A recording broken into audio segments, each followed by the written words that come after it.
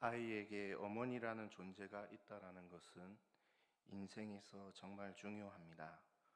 험한 파도가 치는 바다 중앙으로 출항한 배에 경험이 많은 선장이 함께한다는 것은 너무나 중요합니다.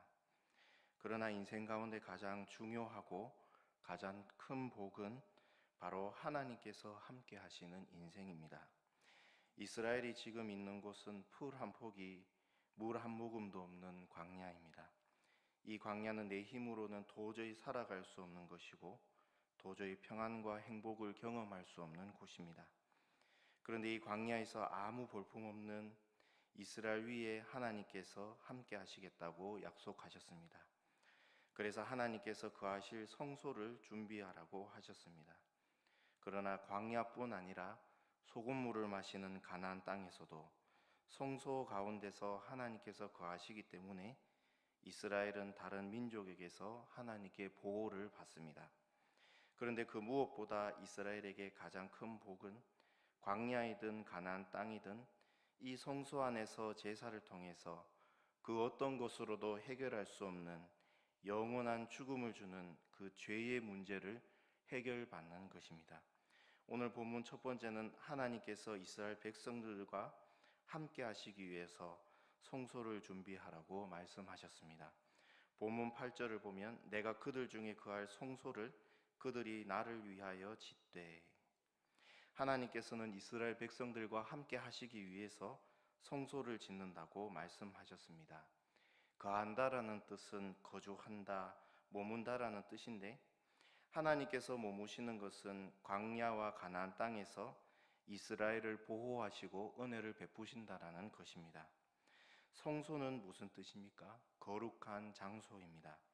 하나님께서 거하시는 장소는 거룩한 장소가 되고 거룩한 장소여야 됩니다. 모세가 시내산에서 처음 하나님을 독대할 때 하나님께서는 이것은 거룩한 땅이니 신을 벗으라고 말씀하셨습니다. 예배는 어떤 것입니까? 예배는 거룩한 것입니다. 왜냐하면 하나님께서 임재하시기 때문입니다. 그래서 우리는 우리의 더러운 신을 우리의 마음에서 벗어야 되고 깨끗한 마음으로 준비해야 합니다. 우리의 마음은 어떤 마음이 되어야 합니까? 우리의 마음은 거룩해야 합니다. 왜냐하면 우리의 마음에는 하나님, 예수의 영, 성령께서 임재하시기 때문입니다. 고린도전서 3장 16절에서 17절을 보면 너희는 너희가 하나님의 성전인 것과 하나님의 성령이 너희 안에 계시는 것을 알지 못하느냐?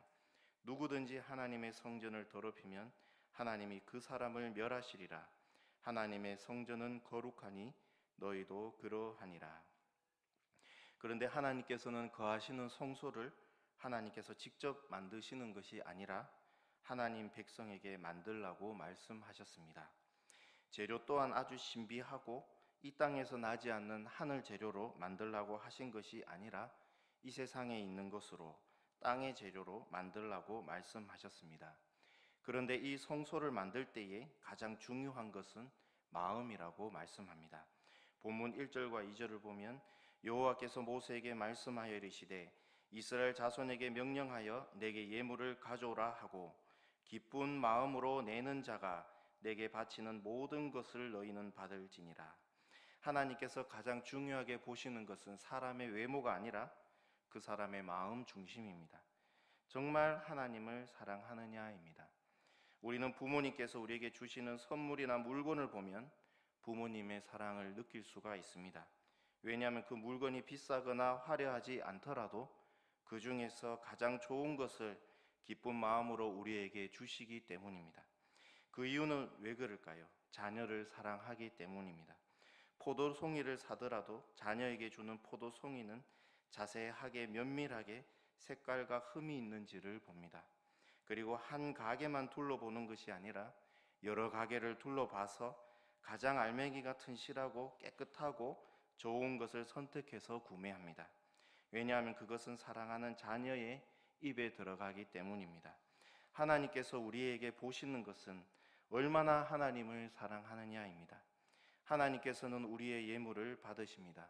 그런데 더 중요한 것은 우리가 정말 하나님을 사랑하는 마음으로 예물을 드리느냐입니다. 하나님께서는 다윗이 성전을 짓기 위해서 드린 몇 톤의 금과 은을 기쁘게 받으셨습니다. 그러나 전 재산 두 렙돈 약 3,000원을 마음을 다해서 드린 과부의 헌금을 동일하게 기뻐하셨습니다. 이번에 하나님께서 거하시는 성소를 짓는 데에 하나님을 사랑하는 마음을 드리라고 말씀하시는 것입니다. 하나님께서는 기쁜 마음으로 이번 성소를 짓는 데에 참여하라고 말씀하셨습니다. 그리고 어느 특정한 사람만 참여하는 것이 아니라 부자이든 가난한 자이든 이스라엘인이면 형편에 따라 자신의 가지고 있는 것을 가지고 다 참여하라고 말씀하셨습니다. 하나님께서는 무조건 하나님 자녀에게는 하나님의 뜻 가운데 한 달란트를 주셨습니다. 그 금 한 달란트 가격이 지금 돈으로 거의 9억 정도 되는데 9억 이상의 가치가 넘는 비교할 수도 없는 성령의 은사를 하나님의 자녀들에게 다 주셨습니다. 자신에게 없다고 생각하는 사람은 아직 그 달란트를 발견하지 못했을 뿐이지 하나님께서는 모든 하나님의 자녀들에게 주셨습니다.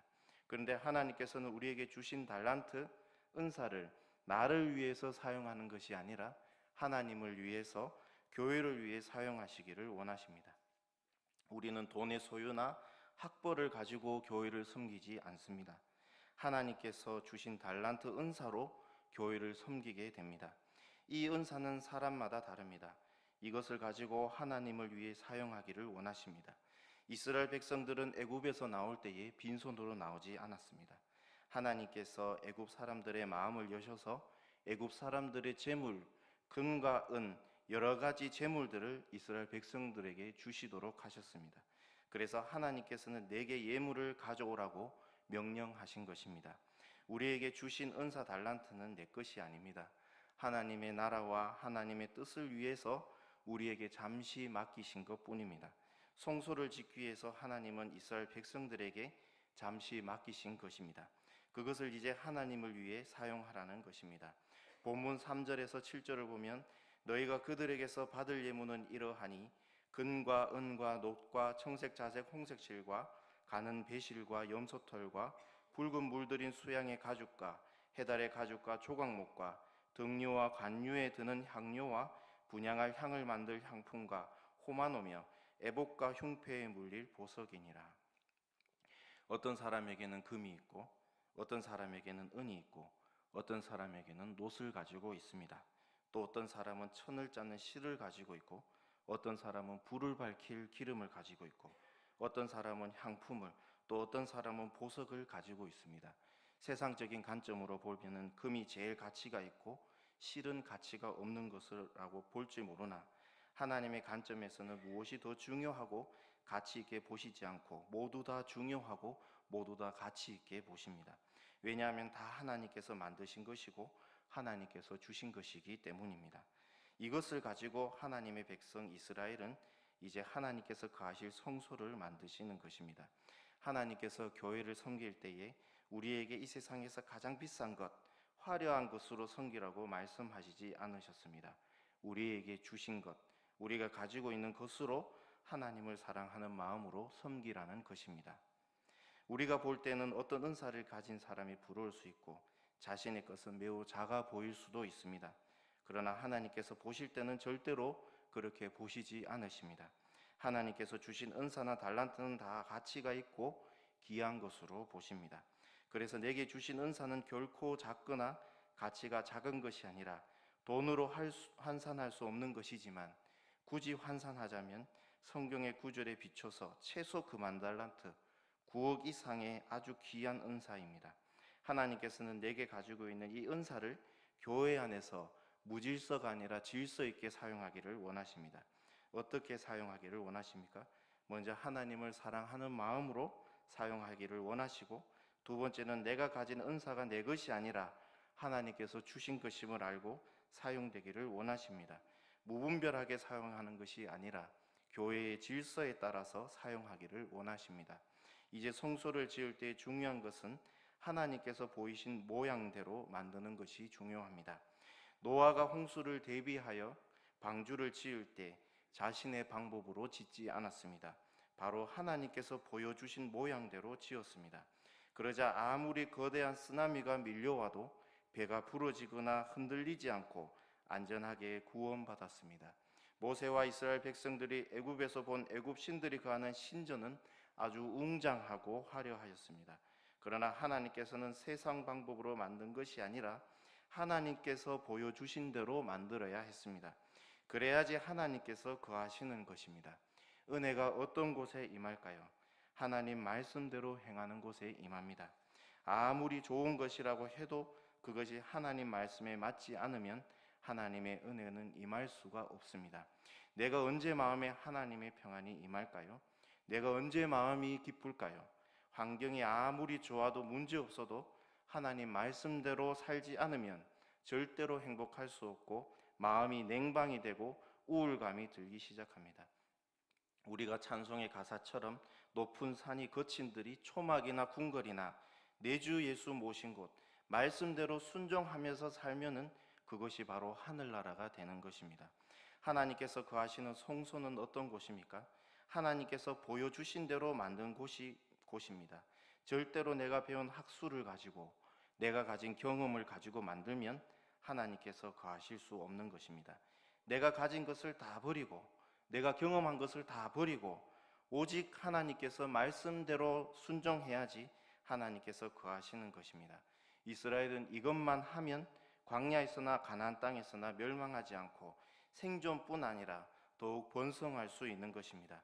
하나님께서 보여주신 대로 살기만 하면 광야에서나 가나안 땅에서나 하나님께서 보호하시고 민족이 더 강해지는 것입니다.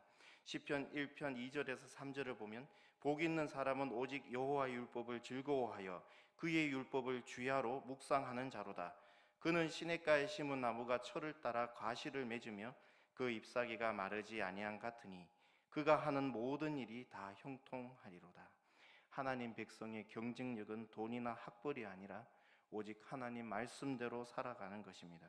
세상 사람들은 이것을 알지 못합니다. 하나님의 말씀을 그래서 시시하게 생각합니다. 그러나 거기에 어마어마한 힘이 있는 것입니다. 본문 9절을 보면 무릇 내가 내게 보이는 모양대로 장막을 짓고 기구들도 그 모양을 따라 지을지니라. 내게 보인이라는 단어는 계속 보여주는 대로라는 의미입니다. 하나님께서는 이제 성막을 어떻게 지을 것인가에 대하여 모세에게 계속 보여주실 것입니다. 보여준 대로 빼거나 더하지 말고 본 그대로 지으라는 것입니다. 세상의 어마어마한 크기나 화려함에 마음을 빼앗기지 말고 하나님께서 거하시는데 사람의 눈에 초라해 보이더라도 단순해 보이더라도 말씀대로 지으라는 것입니다. 그러면 하나님께서 거하신다는 것입니다. 본문 두 번째는 지성소 안에 있는 기구를 어떻게 만들지 말씀하셨습니다.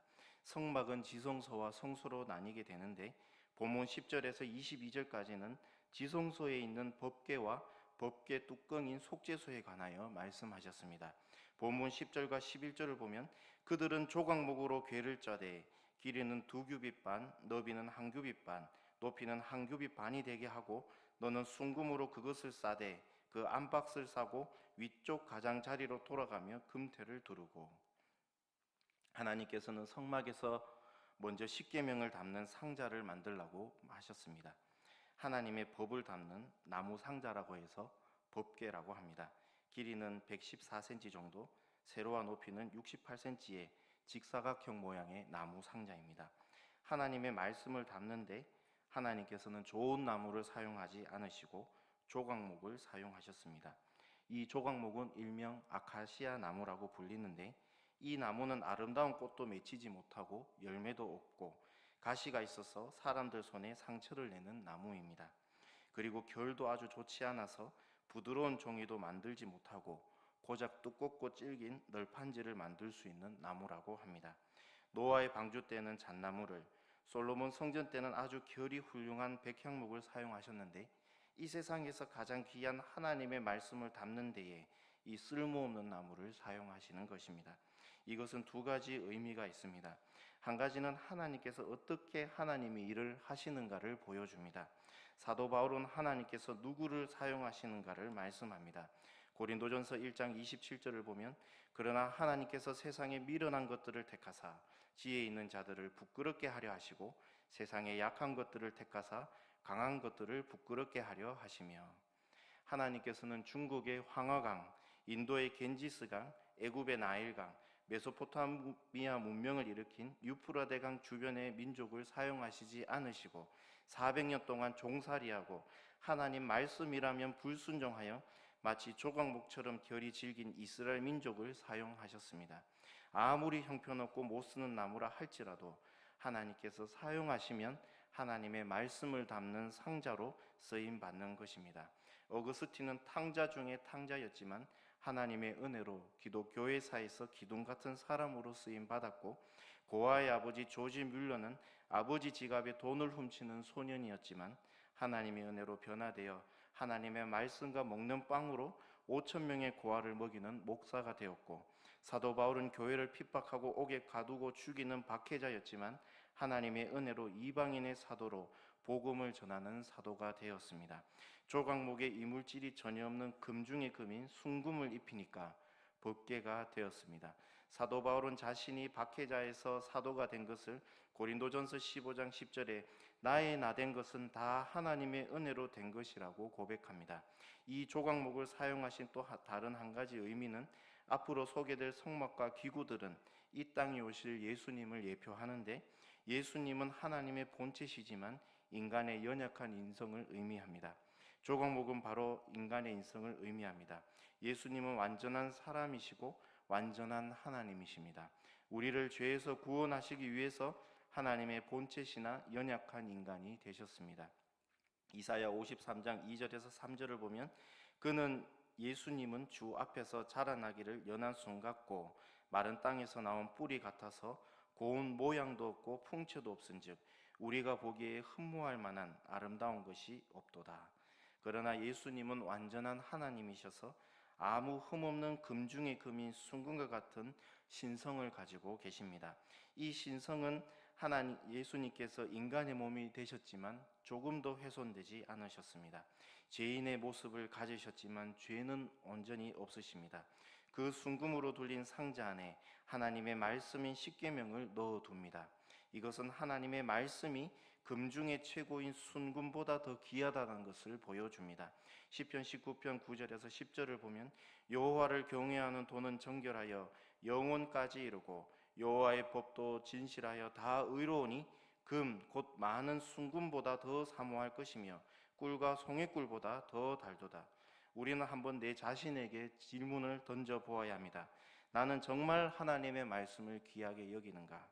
나는 정말 하나님의 말씀을 이 세상의 어떤 물질보다, 순금보다 하나님의 말씀을 사랑하는지를 내 자신에게 한번 던져보아야 합니다.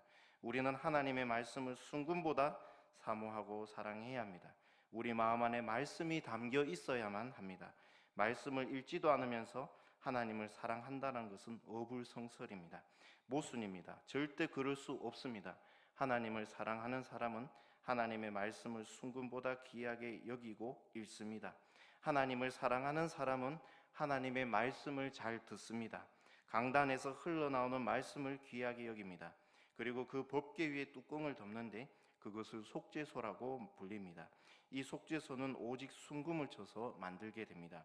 본문 출애굽기 25장 17절에서 19절을 보면 순금으로 속죄소를 만들 때 길이는 2규빗 반, 너비는 1규빗 반이 되게 하고 금으로 그룹들을 속죄소 두 끝에 쳐서 만들되 한 그룹은 이 끝에 또 한 그룹은 저 끝에 그 속죄소 두 끝의 속죄소와 한 덩어리로 연결할지며. 속죄소는 하나님의 말씀을 담는 상자의 뚜껑입니다. 그래서 속죄소의 길이와 너비는 법궤와 동일합니다.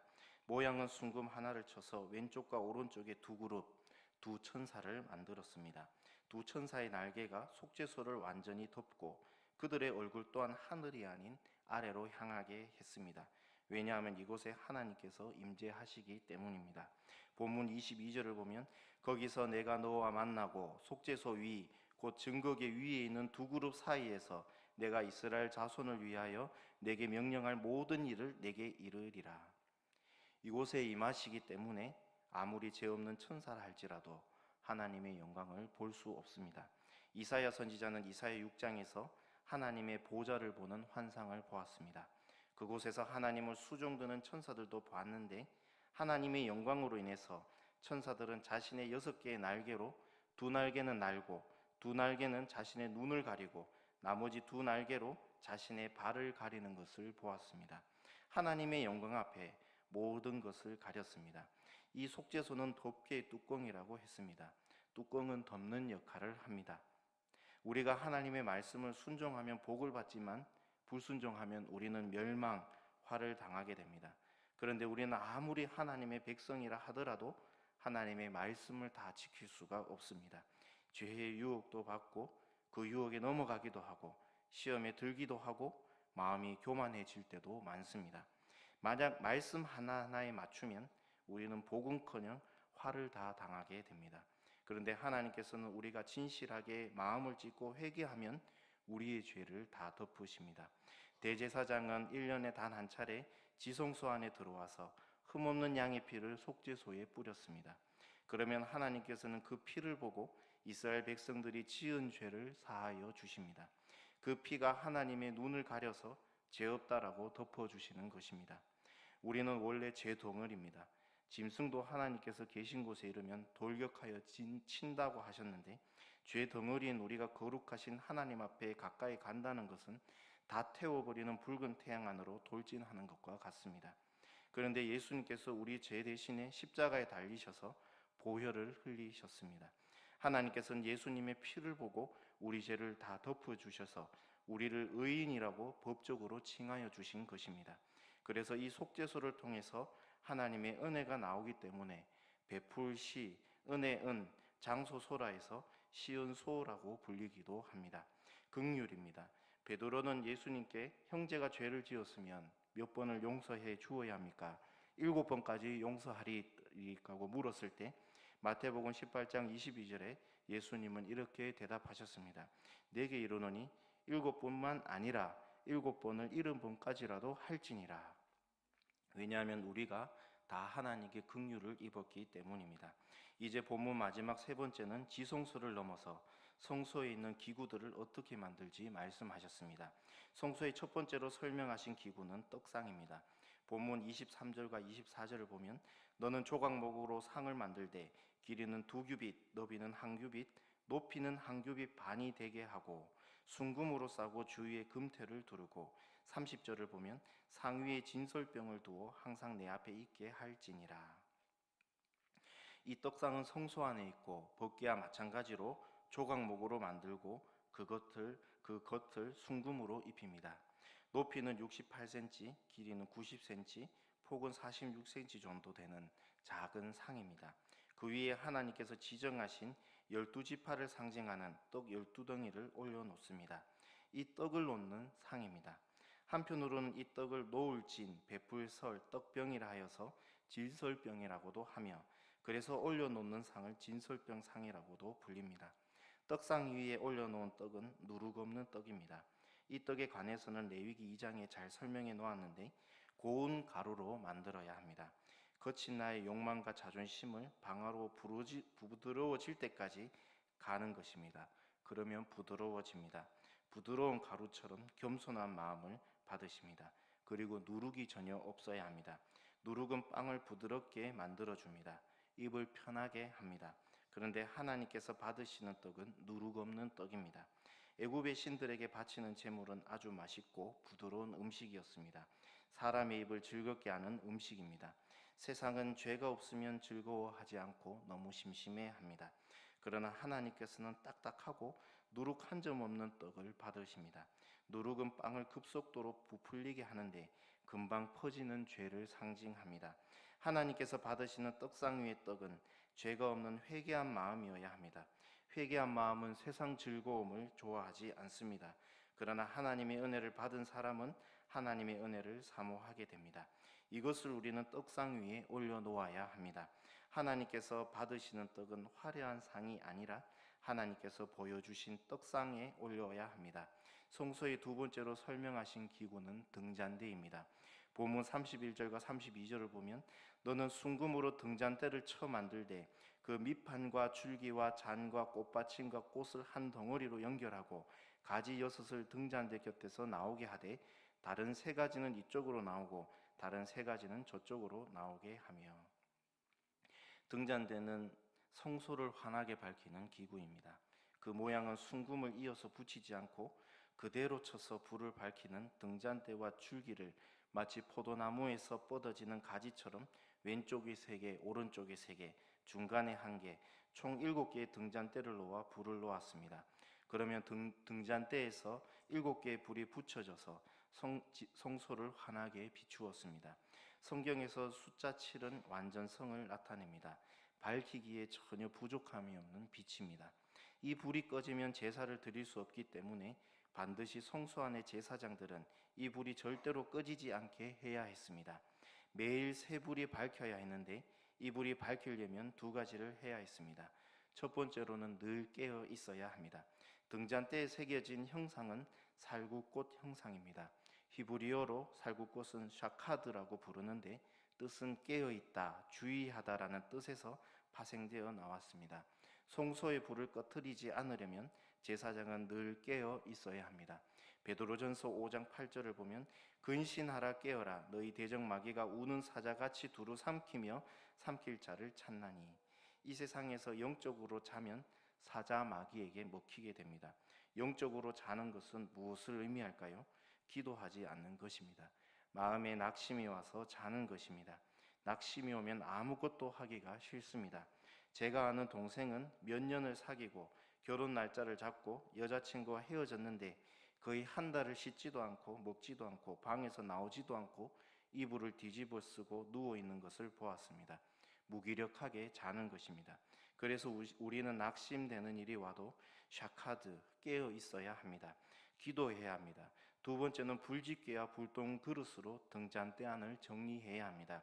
본문 38절을 보면 그 불집게와 불똥 그릇도 순금으로 만들지니 눈으로 면밀하게 보는 검사를 간검이라고 합니다. 볼 간자에 검사할 검인데 등잔대에 불을 밝히기 위해서는 제사장들은 매일 불을 피우는 7개의 등잔대를 간검해야 합니다. 앞에 언급한 떡상도 떡을 옮기기 위한 부수적인 기구가 있는데 등잔대도 불을 밝히기 위해서 부수적인 기구가 있습니다. 바로 불집게와 불똥 그릇이 필요합니다. 성소의 떡은 세안식일이 되면 7일마다 새로운 떡으로 바꾸어야 하지만 등잔대의 불은 매일 아침에 제사장이 등잔대 안에 타다 남은 심지를 잘라 주어야 합니다. 불에 탄 심지가 길어지면 불이 꺼지기 쉽고 제사를 드릴 수가 없습니다. 그래서 불집게, 심지를 자르는 가위로 불에 탄 심지를 자르고 그 심지를 불똥 그릇에 담아서 버려야지 등잔대의 불이 꺼지지 않고 창문 없는 성소 안을 환하게 밝힙니다. 제사장이 매일 아침 새 불을 등잔대에 붙이기 위해서 타다 버린 심지를 불집게로 집어서 깨끗하게 정리하듯이 매일 우리 마음에 죄가 있는지 간검하고 지은 죄는 아까워하지 말고 가감하게 불똥 그릇에 담아 버려야 합니다. 회개하지 않는 사람은 그 마음에 빛이 꺼졌기 때문에 하나님께 제대로 예배를 드릴 수가 없습니다. 다윗은 밧세바를 범한 후에 10달 동안 그 마음에 빛이 없어 숨만 붙어있는 송장이었습니다. 그는 고기 덩어리에 불과했고 제대로 제사를 드리지 못했습니다. 그러나 나단 선지자의 엄한 하나님의 말씀을 듣고 철저히 회개해서 다윗 마음 안에 있는 불똥, 불심지를 버렸습니다. 그러자 다시 그 마음에 밝히는 불이 살아나 회복되어서 죄를 사함 받는 자가 가장 복되다라고 시편 32편 1절에 고백을 남겼습니다. 우리가 이 세상에서 빛이 되기 위해서는 매일 깨어 있어야 하고 회개하여 내 마음을 정결케 해야 합니다. 결론입니다. 측량이 불가능한 이 우주를 만드신 하나님께서 작고 작은 성소에 거하신다는 것은 도저히 이해할 수가 없는 일입니다. 솔로몬은 백향목과 순금을 둘러 입힌 화려한 성전을 짓고도 하늘 위에 하늘이라도 하나님을 용납할 수 없다라고 고백했습니다. 그러나 하나님은 조각목 같은 이스라엘을 사랑하셔서 그들을 보호하시고 은혜를 주시기 위해 작은 성소에 거하셨습니다. 예수님은 하나님의 본체시나 우리를 너무너무 사랑하셔서 말씀이 육신이 되어 이 땅에 오셨고 승천하신 후에는 예수의 영, 성령을 좁고 좁은 우리 마음에 겸손히 거하셔서 우리와 함께 동행하여 주십니다. 하나님께서 우리에게 주시는 진정한 행복이 무엇입니까? 부자가 되는 것이 진정한 우리의 행복입니까? 장수하는 것이 우리의 진정한 행복입니까? 우리의 진정한 행복은 하나님께서 우리와 함께 하시는 것입니다. 모세는 죽기 전에 광야에 장막을 친 이스라엘을 보고 행복한 사람이라고 고백했습니다. 신명기 34장 27절과 29절을 보면 영원하신 하나님이 내 초소가 되시니 그의 영원하신 팔이 내 아래에 있도다. 이스라엘이여 너는 행복한 사람이로다. 하나님과 동행하는 비결은 본문 8절의 9절처럼 물은 내가 내게 보이는 모양대로 순종하는 것입니다. 하나님의 말씀을 의심치 않고 믿고 순종하는 것입니다. 그렇게 순종함이 가치 없는 조각목 같던 이스라엘이 광야에서 망하지 않았고 적과 꿀이 흐르는 가나안 땅을 점령할 수 있었습니다. 내가 어떤 환경이나 처지에 있든지 하나님께서 나와 함께 하시면 나는 행복한 사람입니다. 모세처럼 하나님께서 나에게 보여주신 대로 말씀에 온전히 순종하여서 만만치 않은 이 세상에서 진정한 행복과 은혜를 경험하시기를 예수님의 이름으로 소망합니다. 아멘. 기도하시겠습니다. 하나님 아버지, 조각목같이 아무 쓸모없고 가시 많은 우리를 사랑하여 주셔서 하나님 자녀 삼아 주심을 진심으로 감사드립니다. 이 세상에서 가장 큰 복, 가장 큰 행복은 무엇을 많이 소유해서가 아니라 복의 근원이신 하나님께서 나와 함께 하심을 고백합니다. 하나님께서 모세에게 무릇 내가 내게 보이는 대로 지으라고 말씀하실 때에 모세가 자신이 애굽에서 배운 학술과 경험을 버리고 온전히 하나님 말씀에 순종하여 아무것도 없는 황량한 광야에서 여호와 하나님께서 이스라엘과 함께 하심을 경험한 것처럼 사랑하는 우리 주원교회 성도님들이 험한 세상 가운데서 하나님과 동행하는 삶을 살아서 진정한 행복을 경험하고 은혜를 경험하게 하여 주시옵소서. 예수님의 이름으로 기도합니다.